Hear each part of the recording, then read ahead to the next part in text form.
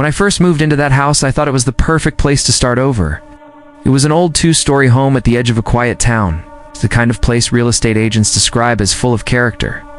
It had wooden floors that creaked softly, tall windows that let in the pale morning light, and a long hallway upstairs that always felt just a little too narrow. But the rent was cheap. Too cheap. I didn't believe in ghosts. I didn't believe in curses. I definitely didn't believe in specific haunted times like 3 a.m. until I lived there. The first night was normal. I unpacked boxes, ordered food, and fell asleep exhausted around midnight. At exactly 3:17 a.m. I woke up. No sound, no dream, just awake. My eyes opened instantly, like someone had called my name.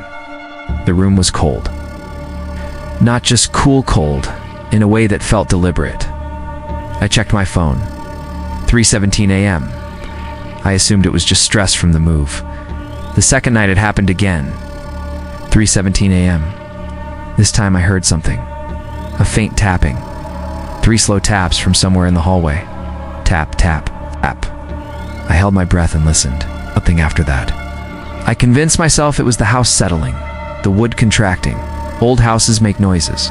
That's normal. But on the third night, it wasn't just me. My younger sister was staying over for the weekend. The next morning at breakfast, she looked pale, quiet. "Did you wake up last night?" she asked. I felt a strange weight in my stomach. "Yeah, why?" She stared at me for a few seconds before answering.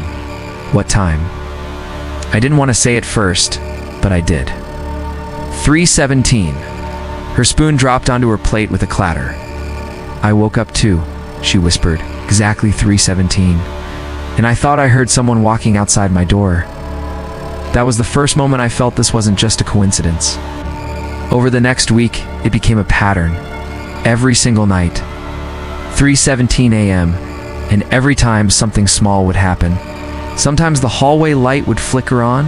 Sometimes a door would be slightly ajar when I was certain I had closed it. Once, the bathroom sink was running softly. Just a thin stream of water. But the most disturbing part, the house always felt awake, not noisy, not violent, just aware, like it was waiting for something. One night, I decided to stay awake. At 3:15 a.m., I sat upright in my bed with my phone recording video aimed at the open doorway to the hall. The air felt heavy. My heart was racing. 3:16 a.m. Everything was completely silent. 3:17 a.m. All at once, the temperature dropped. My breath became visible in the dim light. And then I heard it clearly for the first time. Footsteps. Slow, bare footsteps. Walking down the hallway. I froze. The sound stopped right outside my door. And then 3 slow taps. On my doorframe. Tap, tap, tap. I couldn't move. I couldn't speak. I stared at the doorway, expecting to see someone. Nothing was there, but I felt watched. After a few agonizing seconds, the hallway light flicked on by itself. I grabbed my phone and ran into the hallway. It was empty. No one. The front and back doors were locked. The windows were all sealed. I checked the footage the next morning. At exactly 3:17 a.m., the video glitched. It was just static. Distortion. A high-pitched hum. And faintly, very faintly, you could hear the taps. But there was something else. Between the second and third tap, a whisper. It was distorted, but when I enhanced the audio later, it sounded like one word: awake. That same day, I decided to talk to the neighbors. An elderly man who lived across the street stared at the house for a long time before speaking. "You're in the Walker place," he said quietly. I nodded. He let out a long sigh. "3 families lived there before you in the last 10 years. None of them stayed more than a few months." "Why?" I asked, my voice trembling slightly. He hesitated.